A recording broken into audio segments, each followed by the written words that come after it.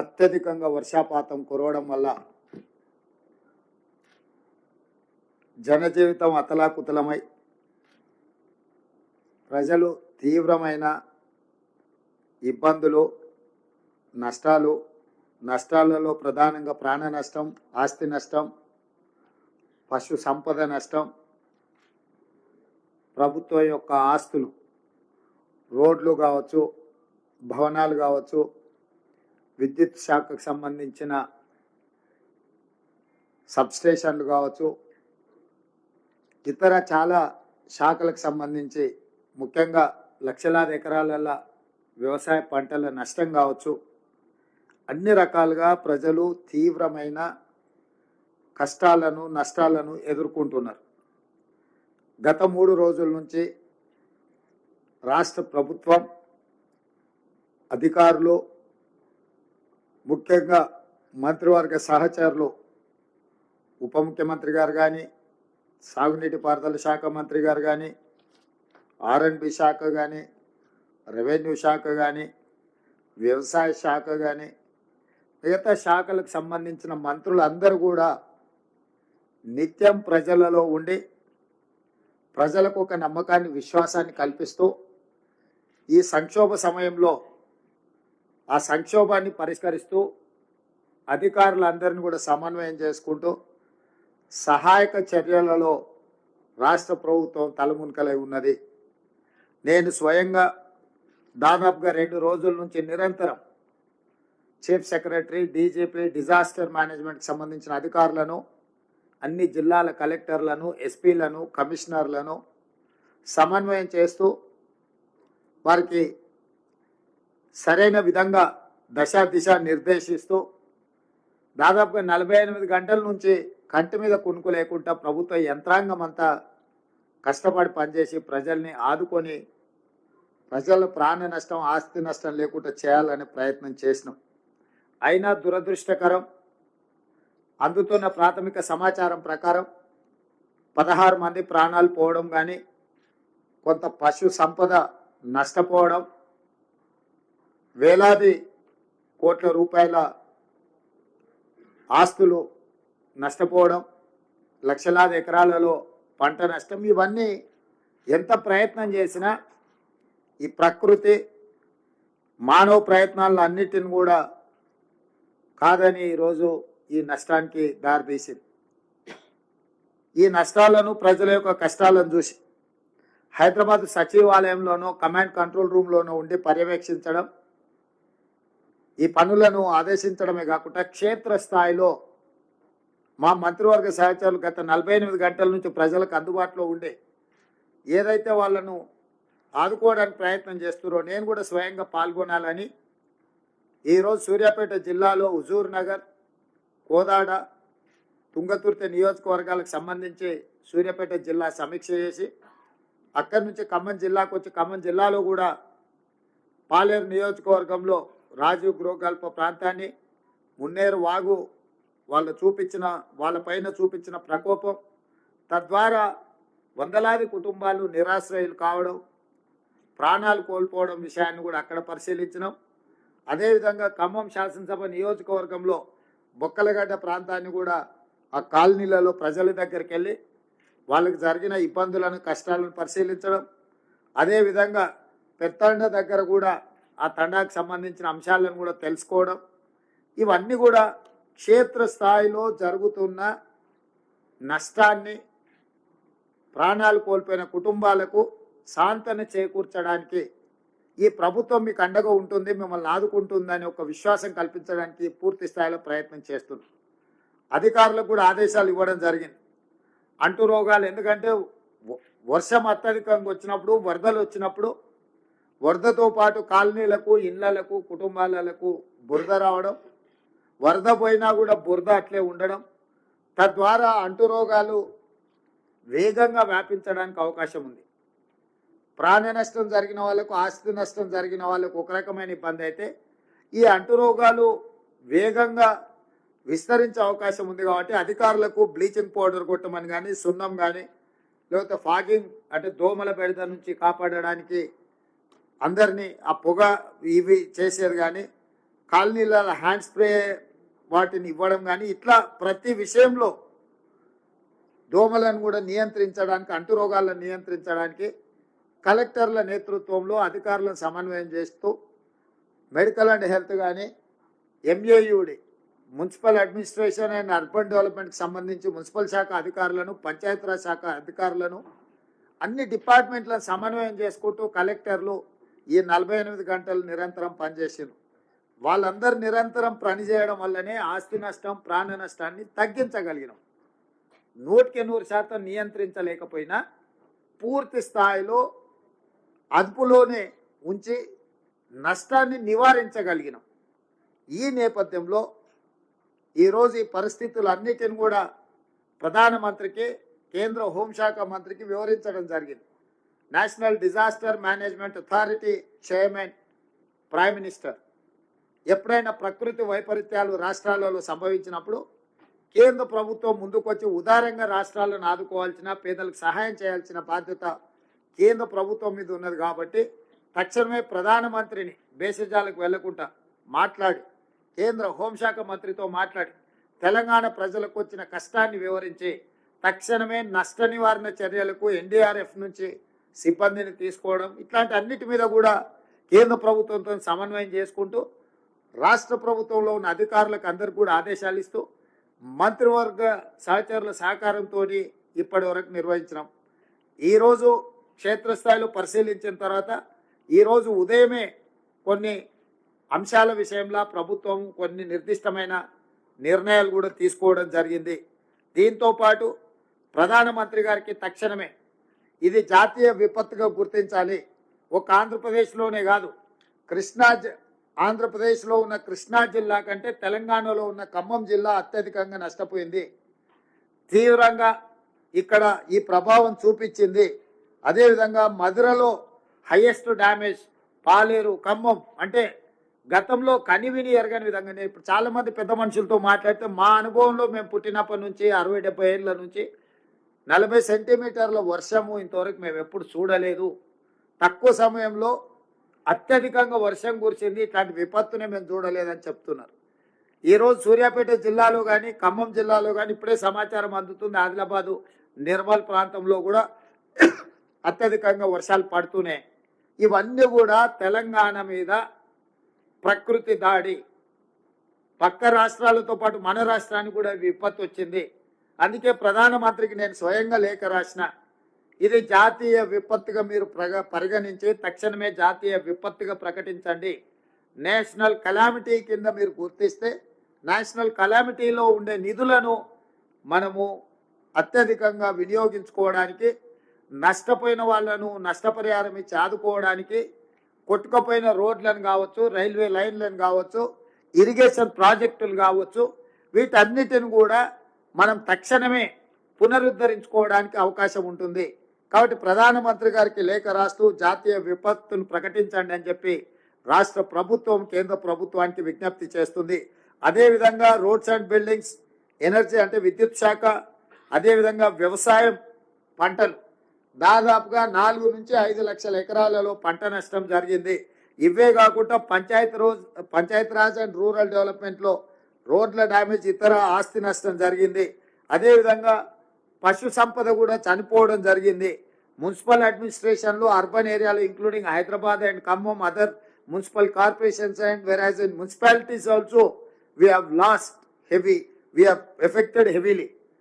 So వీటన్నిటి నేపథ్యంలో ప్రధానమంత్రి గారికి తాత్కాలిక ఉపశమనం కింద 5,438 కోట్ల రూపాయలు జిల్లా కలెక్టర్లతో సంప్రదించి సంబంధిత శాఖ అధికారులతో మాట్లాడి నిన్నటి నుంచి ఈ రోజు వరకు ఒక అంచనాకు వచ్చి, ప్రాథమిక అంచనా తెలంగాణ రాష్ట్రంలో ఈ వర్షాల వల్ల, విపత్తు వల్ల 5,438 కోట్ల రూపాయల ఆస్తి నష్టం జరిగింది. తక్షణమే కేంద్ర ప్రభుత్వం జాతీయ విపత్తు నిధుల నుంచి తెలంగాణ రాష్ట్రాన్ని, ప్రజల్ని ఆదుకోవడానికి నిధులను విడుదల చేయాల్సిందిగా ప్రధానమంత్రి గారికి లేఖ రాయడం జరిగింది. నేను ప్రధానమంత్రి గారికి విజ్ఞప్తి చేస్తున్న, ఈ విపత్కర సమయంలో కేంద్ర ప్రభుత్వం పెద్దన్న పాత్ర పోషించి తెలంగాణ రాష్ట్రాన్ని ఆదుకోవాలి. ఈ తెలంగాణ రాష్ట్రం యొక్క ప్రజల సమస్యల్ని పరిష్కరించడానికి మీరు ముందుకు రావాలి. నిధులే అడగడం లేదు, మీరు స్వయంగా తెలంగాణ రాష్ట్రంలో పర్యటన చేయండి. ముఖ్యంగా సూర్యాపేట, ఖమ్మము, ఈ వరంగల్లో, మహబూబాబాద్ కొన్ని ప్రాంతాలలో జరిగిన నష్టాన్ని మీరు స్వయంగా పరిశీలించడం ద్వారా ఇక్కడ ఉన్న నష్టాన్ని, ఇక్కడ ప్రజలకు వచ్చిన కష్టాన్ని మీరు అంచనా చేస్తే తెలంగాణకు రాష్ట్రానికి మేలు జరుగుతుంది, అత్యధికంగా నిధులు వస్తాయని భావిస్తూ ప్రధానమంత్రి గారిని తక్షణమే తెలంగాణ రాష్ట్ర పర్యటనకు రావాల్సిందిగా ముఖ్యమంత్రిగా నేను వారిని ఆహ్వానిస్తున్నాను. ఇవన్నీ కూడా రాజకీయాలకు అతీతంగా ఇప్పుడు మనం ఆలోచన చేయాలి. తెలంగాణ సమాజాన్ని, రాజకీయ పార్టీలను, స్వచ్ఛంద సంస్థల్ని, అదేవిధంగా ప్రభుత్వ ఉద్యోగులకు నా విజ్ఞప్తి ఒకటే, ఇది కష్ట సమయము. ప్రజలు కష్టాలలో ఉన్నప్పుడు రాజకీయ ప్రయోజనాల కోసం మనం ఆలోచన చెయ్యొద్దు. వ్యక్తిగత స్వార్థాన్ని వదులుకొని మనం చేయగలిగిన సహాయాన్ని మనం చేయాలి. ఒకవేళ మనకు సహాయం చేయాలన్న ఆలోచన లేదు, దేవుడు అలాంటి బుద్ధి మనకి ఇయ్యనప్పుడు ఫామ్ హౌస్లో మౌనంగా అయినా ఉండొచ్చు, విదేశీ పర్యటనలో విలాసవంతమైన జీవితాన్ని అయినా గడపొచ్చు, కానీ ఉత్తగానే ప్రజల మీద బురద చల్లడానికి ప్రయత్నం చేయకూడదు. ఈరోజు చంద్రశేఖరరావు గారు ప్రధాన ప్రతిపక్ష నాయకుడుగా, పక్క రాష్ట్రంలో కూడా ప్రధాన ప్రతిపక్ష నాయకుడు ప్రజల దగ్గర తిరుగుతున్నాడు. మా షర్మిల గారు గతంలో వర్షాలు వస్తే పక్క రాష్ట్రంలో ప్రజల దగ్గరికి వెళ్ళింది.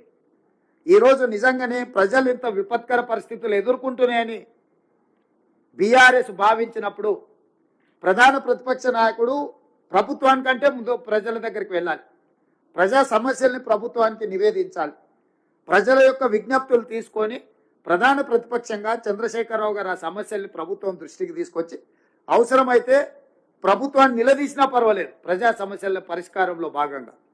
వారు ఫామ్ హౌస్లో నుంచి బయటకు రారు, వారు మౌనం వీడరు. వారు ఎందుకు మౌనముద్ర వహించారో నాకైతే అర్థం కాలేదు. ప్రధాన ప్రతిపక్ష నాయకుడిగా మౌనముద్ర వహించడానికి ప్రధాన ప్రతిపక్ష నాయకుడు హోదా వారికి అవసరం లేదని నేను భావిస్తున్నా. రెండవది కేటీఆర్ గారు, వారు ట్విట్టర్లోనే మాట్లాడుతున్నారు. వారు ఎక్కడుండి మాట్లాడుతున్నారే తెలంగాణ ప్రజలు గమనించాలి. వారు ఈరోజు అమెరికాలో ఉన్నారు, ఆయన ఫ్రెండ్స్తోనే అమెరికాకు పోయాడు. నో ప్రాబ్లం, నీకు ఫ్రెండ్స్ ఉన్నారు, పార్టీలు చేసుకోవాలా, నీకు నీ పర్సనల్ లైఫ్ని సాక్రిఫైస్ చేయమని మేము వివరం అడగడం లే. If you want to enjoy you can enjoy. కానీ నువ్వు అమెరికాలో నువ్వు విదేశీ పర్యటనలో ఉండి నువ్వు లైఫ్ ఎంజాయ్ చేసుకుంటూ ఇక్కడ బురదలో ప్రజల దగ్గర ఉన్న మంత్రులు లేరు. ఖమ్మం జిల్లాలో అసలు ఎక్కడ పోయినరు, 3 మంత్రులు ఉన్నారని ప్రజలలో ఉన్న మంత్రులను పట్టుకొని నువ్వు ఈ దేశంలోనే లేవు.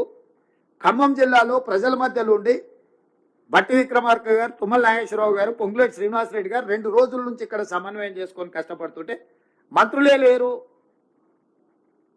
ఏ రకంగా మీరు కేటీఆర్ గారు మీరు ఏం మాట్లాడుతున్నారో మీకేమన్నా అంటే మీరు హోస్ట్లో ఉండి మాట్లాడుతున్నారా, హోస్ట్లో లేక మాట్లాడుతున్నారా, సమాచారం ఉండి మాట్లాడుతున్నారా, సమాచారం లేకుండా మాట్లాడుతున్నారా నాకైతే తెలియదు. కానీ మీకు తగదు.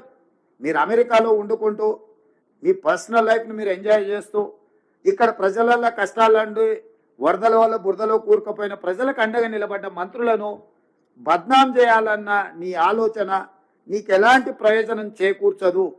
కాబట్టి ఇట్లాంటి చిల్లర ప్రయత్నాలు ప్రతిపక్షం మానాలి.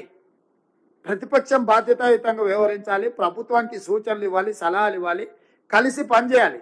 విపత్కర సందర్భంలో రాజకీయాలను పక్కన పెట్టి మనందరం కలిసికట్టుగా పనిచేస్తే ప్రజలకు కొంత ఉపయోగం అవుతుంది. ఈరోజు కేంద్ర ప్రభుత్వం దగ్గర మనం నిధులు రాబట్టుకోవాలి.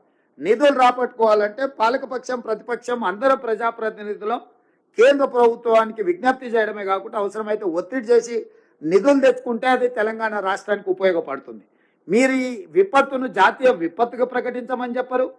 కేంద్ర ప్రభుత్వం నుంచి మనకి ఏం నిధులు కావాలని కేంద్ర ప్రభుత్వాన్ని అడగరు.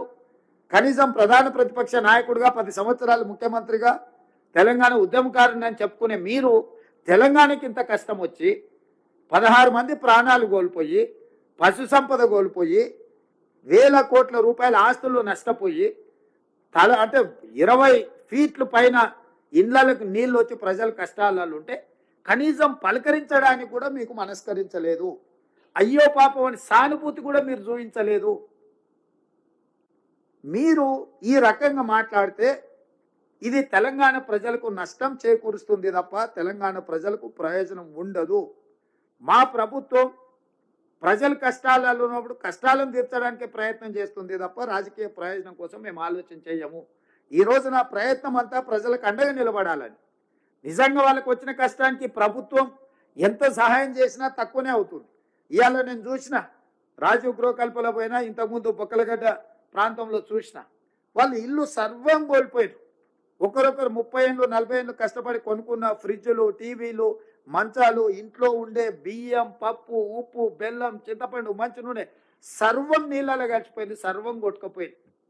తొడుక్కునే బట్టలు, కట్టుకున్న బట్టలు కూడా నీళ్ళలో బురదలు ఊరుకుపోయారు, ఇళ్ళలో బురద నిండిపోయింది. ఈ సమస్యను ఎంత వివరించినా తక్కువనే అవుతుంది వాళ్ళు ఎదుర్కొంటున్న సమస్య. వాళ్ళని ఆదుకోవడానికి అర్జెంటుగా వాళ్ళకి కావాల్సిన తినుబండారాలు కావచ్చు, లేకపోతే క్యాంపులు కావచ్చు. దాదాపుగా 34 క్యాంపులు ఖమ్మం జిల్లాలోనే ప్రజల కోసము ఈరోజు ప్రభుత్వం నిర్వహిస్తుంది.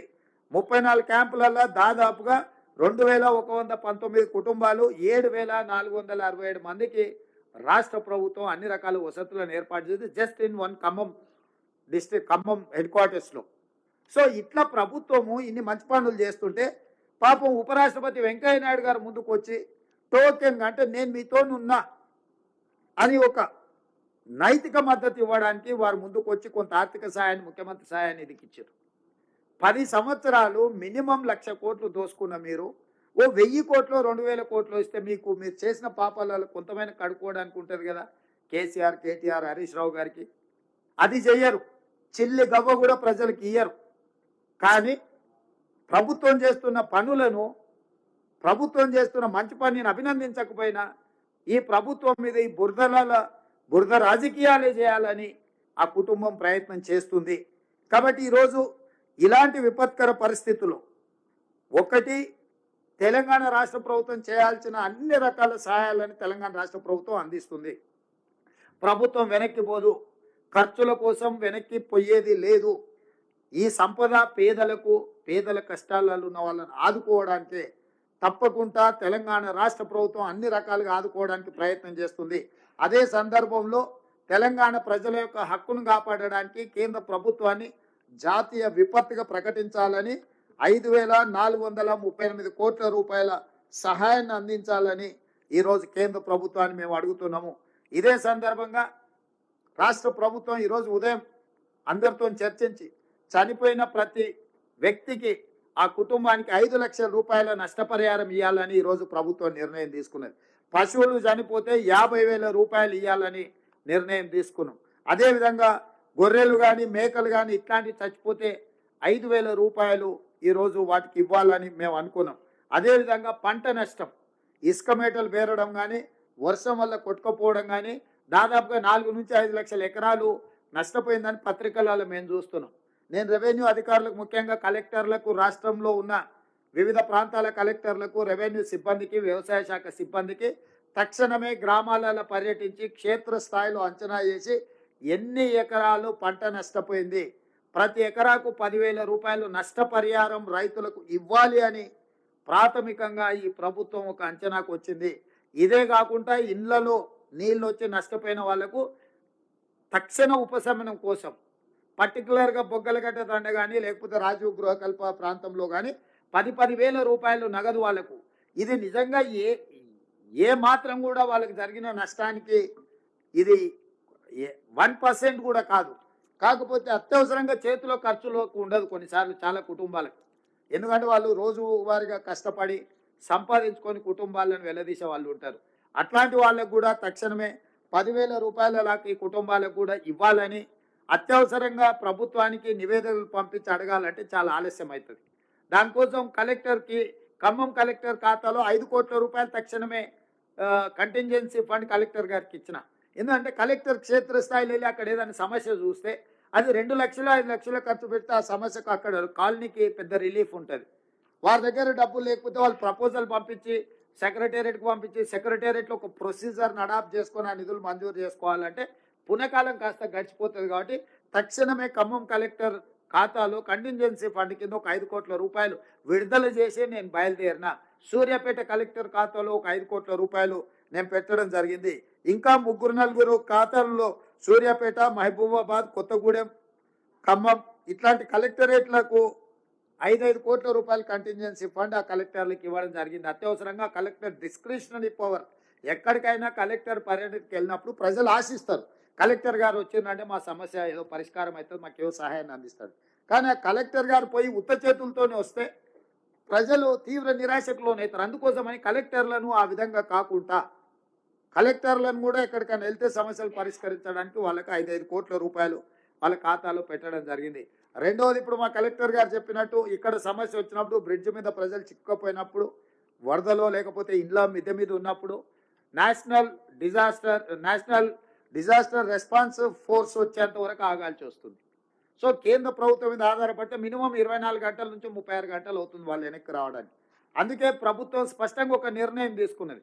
నేషనల్ లెవెల్ ఎట్లయితే డిజాస్టర్ రెస్పాన్స్ ఫోర్స్ ఉంటుందో, స్టేట్లో కూడా తెలంగాణ రాష్ట్ర ప్రభుత్వం కూడా సిమిలర్ లైన్స్లో స్టేట్ డిజాస్టర్ రెస్పాన్స్ ఫోర్స్ని ఎస్టాబ్లిష్ చేసుకోవాలని ఒక 8 యూనిట్లను, ప్రతి యూనిట్లో 100 మంది ఉండే విధంగా వాళ్ళ దగ్గర పూర్తి స్థాయిలో సామాగ్రి అంటే బోట్లు కానీ ఇతర సామాగ్రి వాళ్ళకి అందుబాటులో ఉండే విధంగా రాష్ట్రం నలుమూలలా 8 ప్రాంతాలలో వాళ్ళు ఉంటే, ఎక్కడ ఏదైనా సంఘటన జరిగినప్పుడు నెక్స్ట్ మినిట్ వాళ్ళు అక్కడికి రీచ్ అయ్యే విధంగా, అక్కడికి చేరుకునే విధంగా రాష్ట్రంలో 8 ప్రాంతాలలో ఈ ఫోర్స్లను కూడా మనం పెట్టాలని ఈరోజు నిర్ణయం తీసుకున్నాం.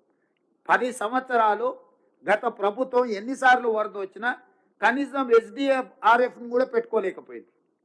కనీసం దీనికి ఒక విధానాన్ని కూడా అడాప్ట్ చేసుకోలేకపోయింది. ప్రభుత్వానికి ఒక పాలసీ లేకుండా పోయింది. 10 సంవత్సరాలు వరదలు వచ్చినప్పుడు ప్రజలు కష్టాలు ఉంటే ఏ రకంగా సహాయక చర్యలను అందించాలనో కూడా గత ప్రభుత్వం విధి విధానాలను కూడా తయారు చేయలేకపోయింది. మీ వైఫల్యాలను కప్పుపుచ్చుకోవడానికి మా మీద బురద చల్లితే ఏం ప్రయోజనం ఉంటుంది? ప్రజలకు ఏమైనా ప్రయోజనమా? కాబట్టి ఈ రకమైన విధానపరమైన నిర్ణయాలు తీసుకొని ప్రజలకి అందుబాటులోకి తీసుకొచ్చి అన్ని శాఖలు, పంచాయతీరాజ్ కావచ్చు, నీటిపారుదల కావచ్చు, R&B కావచ్చు, వ్యవసాయం కావచ్చు, MAUD, హెల్త్, డ్రింకింగ్ వాటర్, పశు సంవర్ధక శాఖ, వీళ్ళందరితోని సమన్వయం చేస్తున్నాం. అందరు అధికారులను క్షేత్రస్థాయిలో పనిచేపిస్తున్నాం. ఈరోజు అన్ని రకాలుగా GHMCలో కూడా GHMC కమిషనర్ కావచ్చు, లేకపోతే సైబరాబాద్ కమిషనర్ కావచ్చు, హైదరాబాద్ కమిషనర్ కావచ్చు, అదర్వైజ్ రాచకొండ కమిషనర్ కావచ్చు, వీటన్నిటి ఏరియాల హైడ్రా కూడా ప్లేయింగ్ ఏ క్రూషియల్ రోల్. ఈ కష్ట సమయంలో ప్రజలను ఆదుకోవడానికి రాష్ట్రంలో ఉన్న ప్రభుత్వ యంత్రాంగాన్ని అంతా అప్రమత్తం చేసి, సెలవులు రద్దు చేసి, వాళ్ళందరినీ సమన్వయం చేసుకుంటూ రైతులను ఆదుకోవడానికి, ఈరోజు ప్రజలను ఆదుకోవడానికి, ప్రజల్ని కాపాడడానికి ఈ ప్రభుత్వం చిత్తశుద్ధితో ప్రయత్నం చేస్తుంది. మా ఎంపీలు, మా ఎమ్మెల్యేలు, మా వాళ్ళందరినీ కూడా, ప్రజాప్రతినిధులను ఎన్నికల్లో నిలబడి ఓటమి చెందినా కూడా వాళ్ళందరినీ ప్రజలలో ఉండమని చెప్పినాం. ఈరోజు ప్రభుత్వమే సహాయం అందించాలంటే కొన్ని సమయాల్లో ఆలస్యం అవుతుంది. మా కాంగ్రెస్ పార్టీ కార్యకర్తలు కూడా పిలిపించినాం, క్షేత్ర స్థాయిలో ఉండండి, చేతనైన సహాయాన్ని అందించండి, ప్రజల్ని ఆదుకోండి అని కూడా వాళ్ళకి పిలుపునిచ్చినాము. సో ఈ రకంగా ప్రజల్ని ఆదుకోవడానికి అవసరమైన నిర్ణయాలను అన్నిటిని కూడా ఈ ప్రభుత్వం తీసుకుంది. మాకు ఎలాంటి బేసిజాలు లేవు. ప్రతిపక్షంగా మీరు ఏదైనా ప్రజలకు ఉపయోగపడే సూచన చేయండి, ఈ ప్రభుత్వం అమలు చేస్తుంది. మీకు ఎక్కడైనా ఎవరికైనా నష్టపోయిన వాళ్లకు నష్టపరిహారం అందలేదనో, నష్టపోయిన వాళ్లకు సహాయం అందలేదంటే మీ దగ్గర ఏమన్నా సమాచారం ఉంటే ఇవ్వండి. అదేవిధంగా ఇండ్లు కోల్పోయిన వాళ్ళకు, పక్కా ఇండ్లు ఉండి కూలిపోతే అర్హులైన వాళ్ళకి ఇందిరమ్మ ఇండ్లు ఇస్తాం. ఇదే కాకుండా అంతకుముందు ఇందిరా ఆవాస్ యోజన అని ఒక పథకం ఉండేది. ఎక్కడైనా ఇట్లా వర్షాలు అత్యధికంగా వచ్చి ఇల్లు కూలిపోయినప్పుడు ఇందిరా ఆవాస్ యోజన కింద కేంద్ర ప్రభుత్వ సహాయం వాళ్ళ ఇల్లు కట్టుకోవడానికి అందించేది. ఇప్పుడు అది ప్రధానమంత్రి ఆవాస్ యోజనగా మార్చి 5 లక్షల రూపాయలు కేంద్ర ప్రభుత్వం ఇట్లా ఇల్లు కోల్పోయిన వాళ్ళకు కూడా సహాయం అందించమని ఈరోజు కేంద్ర ప్రభుత్వాన్ని డిమాండ్ చేసినాం. కేంద్ర ప్రభుత్వానికి నివేదికలు పంపిస్తున్నాం. నేను కలెక్టర్లకి, అధికారులకు నా సూచన ఏంటంటే, ఈ రకంగా నష్టపోయిన వాళ్ళందరి వివరాలు సేకరించండి. వాళ్ళకి సంబంధించిన రేషన్ కార్డు కానీ, ఆధార్ కార్డు కానీ, వాళ్ళు కోల్పోయిన ఇల్లు కానీ, కోల్పోయిన ఆస్తి కానీ, ఈ వివరాలన్నిటిని కూడా నమోదు చేసి నివేదిక తయారు చేస్తే, ఆ నివేదిక మా దగ్గర ఉంటే కేంద్ర ప్రభుత్వాన్ని సహాయం అడగడమే కాకుండా రాష్ట్ర ప్రభుత్వం అందించే సహాయానికి కూడా ఒక క్రమ పద్ధతి ఉంటుంది, ఒక విధి విధానం ఉంటుంది. కాబట్టి దయచేసి ఇమ్మీడియట్గా రెస్క్యూ ఆపరేషన్లలో ఉండడం, రెండవది రిస్టోర్ చేయడానికి అవసరమైన పనులు చేయడము, మూడవది రిపేర్స్ చేయడము, నాలుగోది జరిగిన నష్టాన్ని అంచనా వేసి రాష్ట్ర ప్రభుత్వానికి నివేదిక ఇవ్వడము. ఈ రకంగా జిల్లా యంత్రాంగం అంతా రాబోయే ఇంకొక 4-5 రోజులు కూడా మీరు కష్టపడి గత 2 రోజుల నుంచి 3 రోజుల నుంచి మీరు ఎట్లయితే అప్రమత్తంగా ఉండి ఆదుకున్నారో రాబోయే 5-6 రోజులు కూడా అధికారులు నిరంతరం అప్రమత్తంగా ఉండాలి. మీరు అప్రమత్తంగా ఉండడం వల్లనే ఈరోజు ప్రాణ నష్టం, ఆస్తి నష్టం చాలా వరకు మీరు నియంత్రించగలిగినారు. రాబోయే 5-6 రోజులు కూడా మీరు ఇదే పద్ధతిలో కష్టపడాల్సిన అవసరం ఉంది. అన్ని శాఖల అధికారులకు, అన్ని శాఖల మంత్రులకు కూడా నేను సూచన చేస్తున్నా, మీ శాఖలకు సంబంధించిన అధికారులు అందరిని కూడా సమన్వయం చేసుకోండి. ఎక్కడైతే పెద్ద ప్రమాదం లేదనుకుంటారో, అవసరం అనుకుంటే ఆ ప్రాంతంలో ఉండే అధికారులను ఎక్కడైతే తీవ్రమైన సమస్య ఉందో అక్కడికి తీసుకురండి. తాత్కాలికంగా వాళ్ళ 4 రోజుల, 5 రోజుల, వారం రోజుల అవసరమైతే వాళ్ళని ఇక్కడికి తీసుకొచ్చి ఇక్కడ వాళ్ళను ఈ పనులలో నిమగ్నం చేసి ఆ నివేదికలు తయారు చేస్తే కేంద్ర ప్రభుత్వం, రాష్ట్ర ప్రభుత్వం కలిసి ప్రజలను ఆదుకోవడానికి అవకాశం ఉంటుంది. కాబట్టి ఇట్లాంటి విషయాలలో ఎవ్వరు కూడా నిర్లక్ష్యం వహించడానికి వీల్లేదు. నేను మళ్ళొకసారి అధికారులకు సూచన చేస్తున్నా, ముఖ్యంగా కలెక్టర్ గారికి నేను ఇన్స్ట్రక్షన్ ఇస్తున్నా, ఇట్లా నిర్లక్ష్యంగా డ్యూటీలకు రాకుండా ఎవరైనా అధికారులు ఉంటే తక్షణమే వాళ్ళ వివరాలు సేకరించండి. అందరూ అధికారుల యొక్క సెలవులు రద్దు చేయండి. అందరినీ డ్యూటీలలో డిప్లాయ్ చేయండి. దీంతో పాటు పోలీస్ శాఖ నుంచి కూడా మీరు వాళ్ళ సేవల్ని ఉపయోగించుకోండి. ఎందుకంటే ఈ ట్రాఫిక్ స్ట్రీమ్ లైన్ చేయడం కానీ, లోకల్గా డిజార్డర్గా ఉన్న కొన్ని ఇష్యూస్ని వాళ్ళను ఆర్డర్లో పెట్టాలంటే పోలీస్ ఫోర్స్ను కూడా మీరు అవసరమైన మేరకు వాళ్ళను సమన్వయం చేసుకోండి. పోలీస్ అధికారులకు కూడా నేను ఇన్స్ట్రక్షన్స్ ఇస్తున్నా, ఏ మాత్రం కూడా ఈ డిజాస్టర్ దీంట్లో అవసరమైతే కంప్లీట్గా పోలీసులు ఇన్వాల్వ్ అవ్వాల్సిన అవసరం ఉంది. పర్టికులర్గా మీ స్పెషల్ ప్రొటెక్షన్ ఫోర్స్లో ఉండే వాళ్ళని కానీ, అదర్ డిపార్ట్మెంట్స్లో ఉండే పోలీసు యంత్రాంగాన్ని కూడా, రెగ్యులర్ సివిల్ పోలీసులు, లా అండ్ ఆర్డర్ చూసే పోలీసు ఒక వ్యవస్థ, యూనిఫార్మ్డ్ ఫోర్సెస్, అదర్ ఫోర్సెస్ ఏవైతున్నాయో అవసరం అనుకుంటే వాళ్ళని కూడా ఈ సేవలకు వినియోగించండి. మనం ప్రతిసారి కేంద్ర ప్రభుత్వం వైపు, నేషనల్ డిజాస్టర్ వైపు చూడడం కానీ, లేకపోతే అదర్ ఫోర్సెస్ కోసం మనం ఎదురు చూసుకుంటూ కూర్చుంటే వాళ్ళు రావడం ఆలస్యం అవుతుంది. కాబట్టి రాష్ట్ర ప్రభుత్వ పరిధిలో, ఎందుకంటే రీసెంట్గా మనము ఫైర్ డిపార్ట్మెంట్లో కూడా హండ్రెడ్స్ ఆఫ్ రిక్రూట్మెంట్స్ చేసినాం. ఇంతకుముందు ఫైర్ డిపార్ట్మెంట్లో పెద్దగా సిబ్బంది లేరు. దాదాపుగా నాకు తెలిసి ఈ మధ్యలోనే నేను 2000 రిక్రూట్మెంట్ మొన్ననే పాస్అవుట్ పరేడ్ కూడా నేను పోయి చేస్తున్నా. వాళ్ళ దగ్గర సిబ్బంది ఉన్నారు. ఫైర్ డిపార్ట్మెంట్ కూడా అడిషనల్ డీజీ నాగిరెడ్డి గారు కూడా నేను ఇన్స్ట్రక్షన్స్ ఇచ్చిన, కలెక్టర్ గారు మీకు ఏదైనా అవసరం అనుకుంటే ఫైర్ డిపార్ట్మెంట్ను కూడా ఫోర్సెస్ డ్రా చేసుకొని వాళ్ళ దగ్గర సఫిషియంట్ ఫోర్స్ ఉన్నది. కాబట్టి మీకు ఏ డిపార్ట్మెంట్ నుంచి ఫోర్స్ కావాలన్నా, సపోర్ట్ కావాలన్నా, ఫైనాన్షియల్ అసిస్టెన్స్ కావాలన్నా, you send me a report directly. I will see that it can through.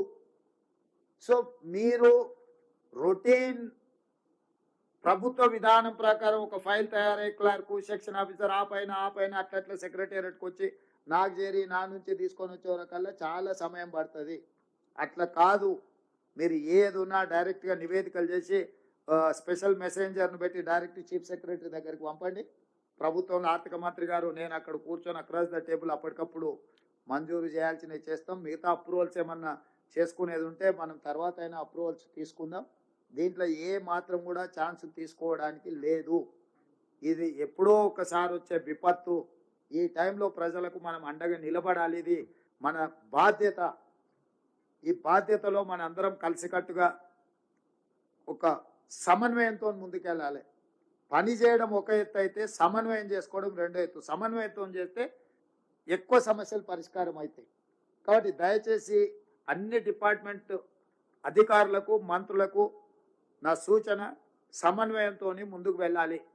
Media కూడా సహకరించాలి. మీకు వచ్చిన సమాచారం ఏదన్నా ఉన్నా ప్రభుత్వం దృష్టికి, అధికారుల దృష్టికి తీసుకురండి.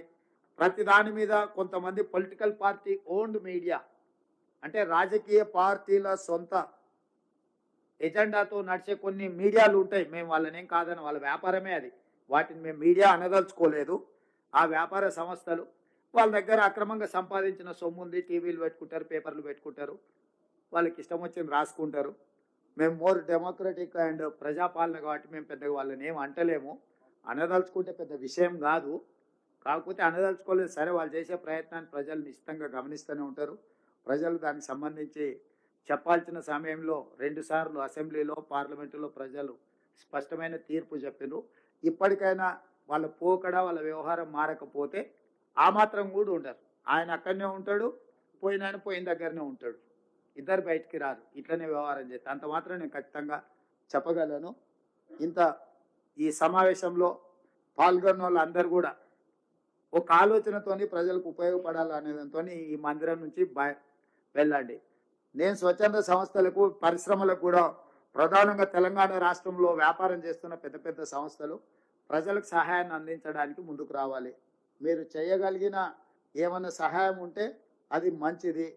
కాబట్టి తప్పకుండా మీరు ముందుకు రాండి. సరిగా కొన్ని పార్టీలే పాంప్లెంట్స్ రాసుకునే పత్రికల పేరు మీద పాంప్లెంట్స్ రాస్తుంటారు. వాటి గురించి ఏం పట్టించుకోవద్దు. నేను ముఖ్యంగా ఖమ్మం జిల్లా మంత్రులకు నేనే స్వయంగా చూస్తున్నా. మీరు సగం రాత్రి కూడా ప్రజలలో ఉన్నారు. వాళ్ళు ఎవరో రాసిందనో వాళ్ళు ఎవరో మాట్లాడుతున్నారనో మీరేం పట్టించుకోవాల్సిన పని లేదు. మనస్ఫూర్తిగా తుమ్మల గారిని, బట్టి గారిని, పొంగులేటి గారిని, పెద్దలు ఉత్తమ్ కుమార్ రెడ్డి గారిని, వారు యాక్చువల్గా ఢిల్లీలో ఉండే ప్రీ ఎంగేజ్డ్ ఇతర కార్యక్రమాలలో వారు బిజీగా ఉన్నారు.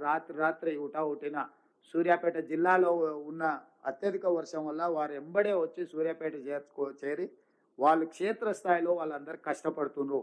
నా మంత్రివర్గం నేను ఆశించిన దానికంటే చాలా ఎక్కువ కష్టపడి ప్రజలకు అందుబాటులో ఉన్నారు. వాళ్ళని అభినందిస్తూ ఇంకా ముందు కూడా బాధ్యతాయుతంగా పనిచేస్తాము. ఎవరో ఏదో అంటూరని పని చేయకుండా పోము. అందుకే చాలామంది నన్ను అన్నారు, సార్ నువ్వు ఇప్పుడు వెళ్తున్న ప్రజలు కోపంలో ఉంటారు, బాధలు ఉంటారు, ఏదో అంటారు అని. ప్రజలు బాధలు ఉన్నప్పుడే కదా వాళ్ళ దగ్గరికి వెళ్ళాల్సింది. బాగున్నప్పుడు మనం పోయి చేసేదేముంది? బాగున్నప్పుడు వాళ్ళ సంతోషంలో వాళ్ళే ఉంటారు. మనమేం పెద్దగా వెళ్ళాల్సిన పని లేదు. బాధలు ఉన్నప్పుడే ప్రభుత్వం నేను ఉన్నా అని వాళ్ళ దగ్గరకు పోవాలి. అందుకే నేను ఖమ్మం జిల్లాకు వచ్చిన నైతాల్టు మీ దగ్గరనే ఉంటా. రేపు పొద్దుగా లేచి మిగతా కొన్ని ప్రాంతాల్లో రేపు సాయంత్రం వరకు ప్రజల దగ్గరనే ఉండి ప్రజల సమస్యలు కనుక్కొని కల్లారో చూస్తే నాకు కూడా కేంద్ర ప్రభుత్వానికి ప్రధానమంత్రికి వివరించడానికి అవకాశం ఉంటుంది. నాకు కూడా నిర్ణయం తీసుకునేటప్పుడు కొంత మనసాక్షి అనేది పనిచేస్తాను. నేను కళ్ళతో చూడకపోతే ఏమవుతుందంటే ఎవరో చెప్పేదాన్ని చూస్తే మనకంత దాన్ని ఎఫెక్ట్ లిమిటెడ్గా ఉంటుంది. అందుకోసం అని స్వయంగా చూడడానికి వచ్చిన సహకరించిన ప్రజలకు, మిత్రులకు, మీడియా మిత్రులకు మీకు అందరికీ మనస్ఫూర్తిగా ధన్యవాదాలు తెలియజేస్తూ రాబోయే రోజుల్లో కూడా మీ సహకారం ఉండాల్సిందిగా కోరుకుంటూ మీ అందరి దగ్గర సెలవు తీసుకుంటాను.